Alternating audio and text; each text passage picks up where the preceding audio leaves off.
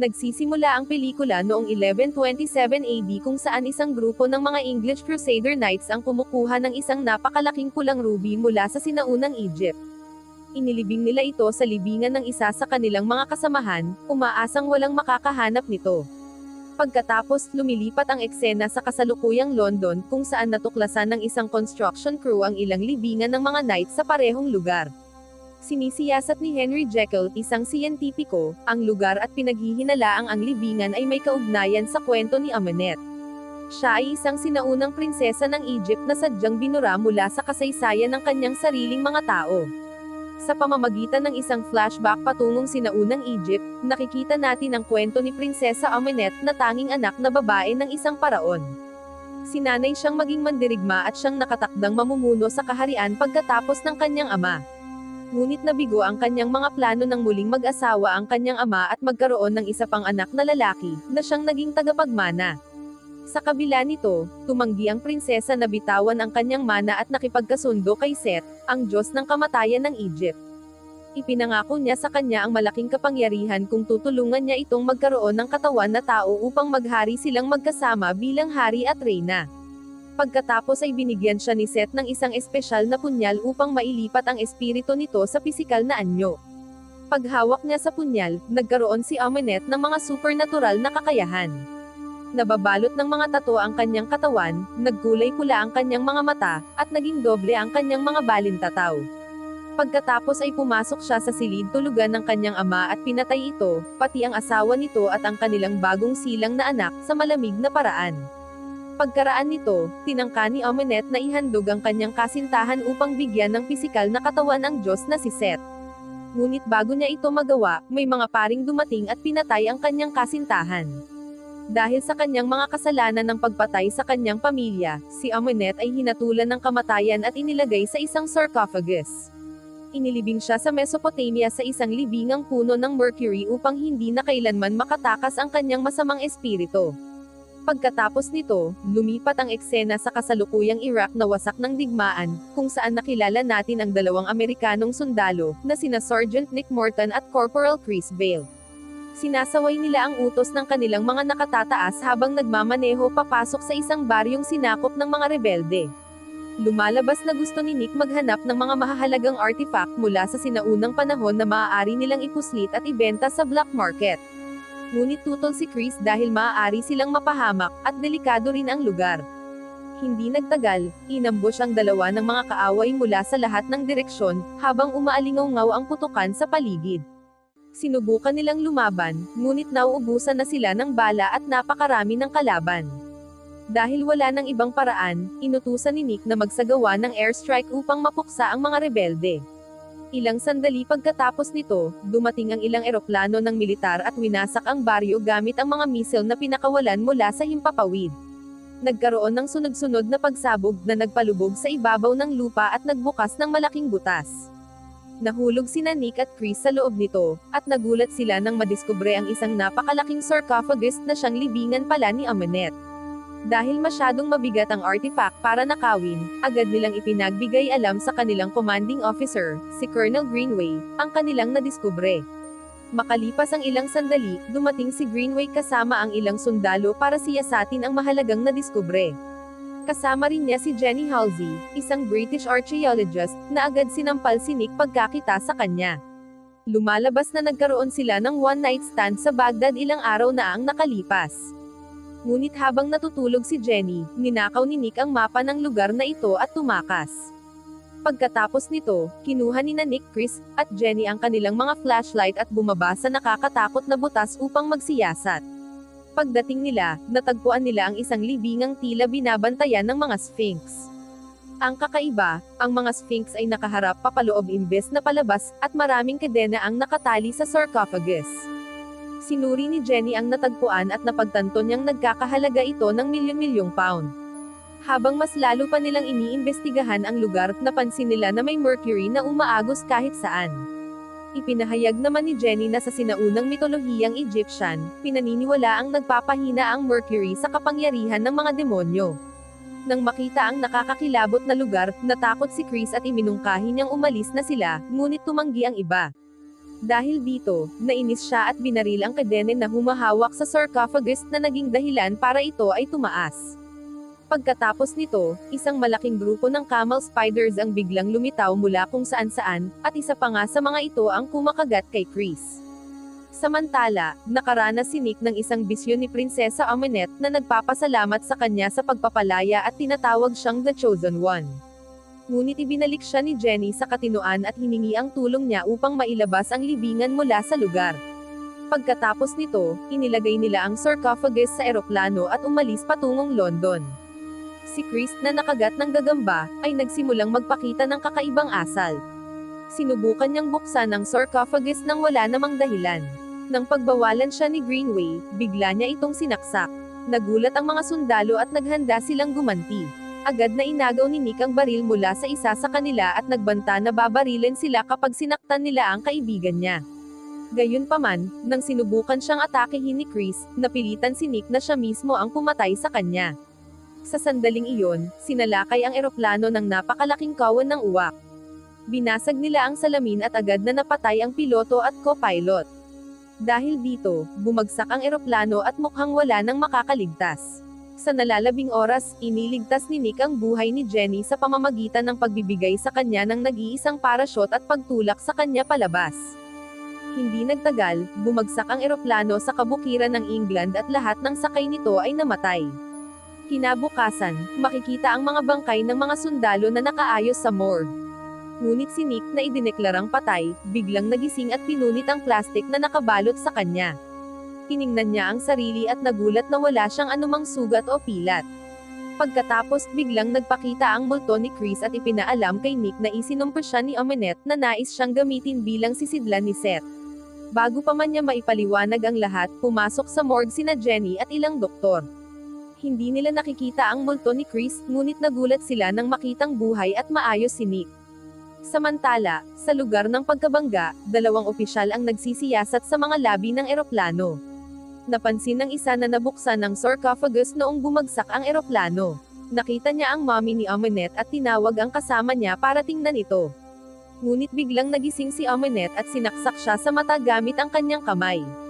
Pinatay niya ito at sinipsip ang enerhiya mula sa bibig nito. Ilang sandali pa, dumating ang pangalawang opisyal at nagulat nang makita ang napinsalang bangkay ng kanyang kasama. Tinangka niyang tumakbo, ngunit pinatay din siya ni Amunet at sinipsip ang kanyang enerhiya. Dahil sa prosesong ito, unti-unti siyang na-regenerate at nagkaroon ng mas maraming katangiang parang tao. Pagkatapos kumuha ng sapat na enerhiya, inutusan niya ang 2 bangkay na bumangon bilang mga zombie at maglingkod sa kanya. Sa ibang eksena, nasa pub sina Nick at Jenny, sinusubukang unawain kung paano nakabalik si Nick sa buhay. Nagpasalamat si Jenny sa kanya sa pagliligtas sa kanya at ipinaliwanag na nababasa niya ang mga hieroglyphs sa sarcophagus. Ikinuwento rin niya ang tungkol sa prinsesang Egyptian na si Amunet at ang Diyos ng kamatayan na si Seth. Sinabi rin niya kay Nick ang tungkol sa sinaunang artifact na kilala bilang Dagger of Seth. Ang hawakan nito ay may nakalagay na ruby, at tanging ang punyal at ang bato ng magkasama ang makapagbibigay kay Seth ng kapangyarihang magkaroon ng pisikal na anyo. Tiyak na tiyak si Jenny na nakatago ang artifact na ito sa Europa, dahil ninakaw ito ng mga English Crusaders. Pagkatapos nito, dumating ang 2 sa lugar kung saan bumagsak ang eroplano. Ngunit dinala pa ni Nick ang naguguluhan na si Jenny sa isang sinauna at abandonadong gusali. Lumalabas na ito pala ang pahingahan ng mga libingan ng mga English Crusader. Habang iniikot nila ang lugar, nawala ng malay si Nick at biglang natagpuan ang sarili sa loob ng isang simbahan kung saan ilang zombie ang dumakip at nagbabantay sa kanya. Sa sandaling iyon, nagpakitang muli si Amunet at tinawag siyang kanyang napili. Sinira niya ang isang estatwa, na naglantad sa punyal na nakatago sa loob nito. Sinubukan ni Amunet tapusin ang ritual na magpapabago kay Nick bilang si Seth, ngunit bigla siyang tumigil nang mapansin niyang nawawala ang ruby sa hawakan ng punyal. Dumating din si Jenny sa lugar na nakaabala kay Amunet at sa kanyang mga zombie. Ang galit na prinsesa ay sumugod para atakihin si Jenny, kaya nagkaroon si Nick ng pagkakataong palayain ang sarili niya. Nilabanan niya ang mga zombie gamit ang punyal at nagawa niyang paamuhin ang mga ito. Tumakas ang 2 mula sa lugar at mabilis na umalis sakay ng kanilang van. Ngunit ilang zombie ang biglang humaharang sa kanilang daraanan, dahilan para mawalan ng kontrol ang van at mag-crash. Pagkaraan nito, dahan-dahan na lumapit si Amunet sa wasak na sasakyan, ngunit biglang may ilang armadong lalaki na dumating at binaril siya gamit ang mercury-tipped bullets. Nagawa nila siyang mahuli at tinulungan din nila ang dalawa na makalabas mula sa nawasak na van. Sa sumunod na eksena, dumating sina Nick at Jenny sa isang pasilidad na nakatago sa ilalim ng Natural History Museum of London. Habang naglalakad si Nick sa mga pasilyo nito, napansin niya ang mga kakaibang artifact, kabilang ang isang bungo na may pangil at isang kaliskis na bisig. Sa huli, nakilala niya si Henry Jekyll na siyang tunay na boss ni Jenny. Ipinakilala ng scientist ang sarili bilang pinuno ng Prodigium, isang sikretong organisasyon na nakatuon sa pagtuklas at pagpigil sa mga madidilim na puwersa. Samantala, mahigpit na nakagapos si Amunet, at may mercury na dumadaloy sa kanyang mga ugat para manatili siyang walang laban. Ipinaalam naman ni Henry kay Nick na tanging ang pasilidad nila lamang ang may kakayahang alisin ang sumpa sa kanya. Ngunit sinabi ni Amunet na nakatakda na ang kapalaran ni Nick at hindi na maaaring bawiin ang sumpa. Samantala, makikita rin ang isa pang archaeological team ng Prodigium na naghuhukay sa libingan ng Crusader. Hindi inaasahan, nadiskubre nila ang ruby, at nalaman din ito ni Amunet sa pamamagitan ng kanyang kapangyarihan. Para makalaya, tumawag siya ng gagamba at inutusan itong pumasok sa tainga ng isang technician ng Prodigium. Napasok ang isip ng technician at sinira niya ang bahagi ng makinang nagpapadaloy ng mercury sa mga ugat ni Amunet. Kalaunan, naabisuhan din sina Henry at ang kanyang team tungkol sa pagkakatuklas ng ruby. Sinubukan ni Henry na lagyan ang sarili niya ng serum, ngunit pinigilan siya ni Nick at hiniling na ipaliwanag nila kung ano ang balak nilang gawin. Inilahad ng scientist na kailangan nilang patayin si Nick, dahil siya ang napiling sisidlan ni Amunet para maipanganak si Seth sa mundo. Ikinagalit ito ni Nick, ngunit giit ni Henry, ito ay isang kinakailangang sakripisyo para sa kabutihan ng sangkatauhan. Ayaw pang sumuko ni Nick sa kanyang buhay, kaya ninakaw niya ang serum ni Henry at sinubukan tumakas, ngunit ito pala ang pinakamalaking pagkakamali niya. Lumalabas na ang scientist ay may split personality, at regular niyang ini-inject ang serum upang maiwasan ang kanyang pagbabago. Ngunit ngayon, nawalan siya ng kontrol at nag-transform sa kanyang sadista at marahas na alter ego, si Edward Hyde. Nang makita ito, nagawang iligtas ng gwardya si Jenny. Si Nick, gayunpaman, ay nanatiling nakakulong kasama ang nagising na halimaw, na nagsimulang bugbugin siya ng brutal. Matinding sinubukan ni Jenny na basagin ang bulletproof glass upang iligtas siya, ngunit walang nangyari. Sa sandaling tila wala ng pag-asa para sa ating bayani, nagawang kuhanin ni Nick ang syringe at i-inject ito sa galit na scientist. Nang sa wakas ay hamupa ang sitwasyon, umalis sina Nick at Jenny sa pasilidad upang hanapin ang ruby at sirain ito. Samantala, nagawa ni Amunet na palayain ang sarili mula sa kanyang mga kadena at pumatay ng ilang sundalo. Sinipsip niya ang enerhiya ng maraming tauhan ng Prodigium bago kunin ang Dagger of Seth. Pagkatapos nito, inilabas niya ang kanyang madilim na kapangyarihan upang wasakin ang lahat ng salamin sa Prodigium headquarters. Pagdating niya sa libingan ng Crusader, binuhay niya ang mga bangkay ng mga knight. Sa ilalim ng kanyang utos, mabilis na pinatay ng mga zombie ang lahat ng sundalo ng Prodigium sa libingan. Dahil dito, nakuha ni Amunet ang nawawalang ruby at inilagay ito muli sa hawakan ng punyal. Sa ibang lugar, nakatagpo ni Nick at Jenny ang multo ni Chris na ginabayan sila patungo sa ruby. Gayunpaman, sa kanilang daraanan, hinarang at inatake sila ng mga bangkay ng Crusader. Nilusob ng mga zombie ang isang pader, dahilan upang mahulog sila sa kanal. Ngunit sa kabila ng lahat, matapang na nakipaglaban ang dalawa, at nagawa ni Nick na wasakin at punitin ang kanilang mga ulo. Pagkatapos nilang makalaya, sinubukan nilang umakyat sa ibabaw at umalis.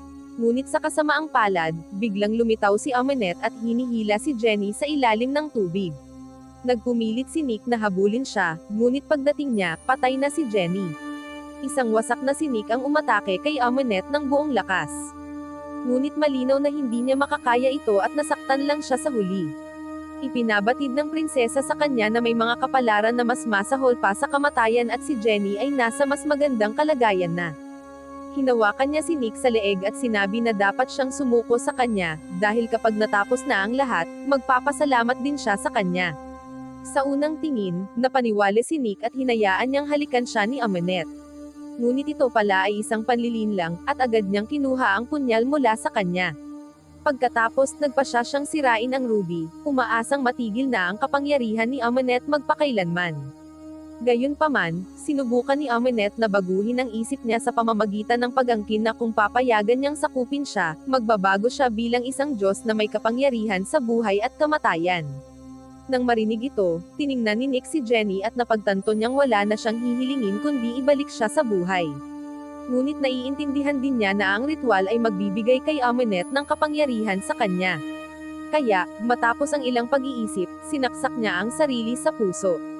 Dahil dito, nagbago siya, at ang kanyang mga mata ay nagkaroon ng 2 set ng pupils. Tuwa si Amunet sa nakita, at maingat na lumapit si Nick sa kanya.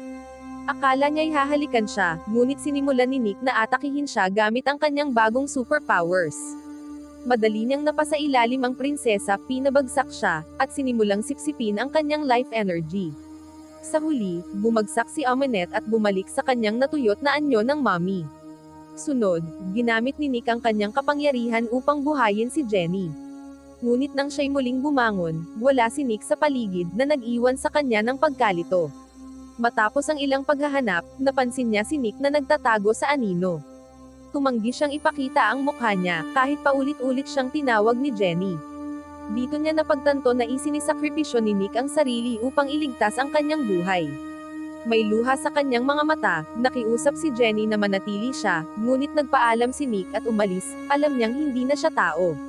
Lumipat ang eksena ilang araw matapos nito, kung saan nakikita sina Henry at Jenny na nanunood habang ang mommy na katawan ni Amunet ay isiniselyo sa isang sarcophagus.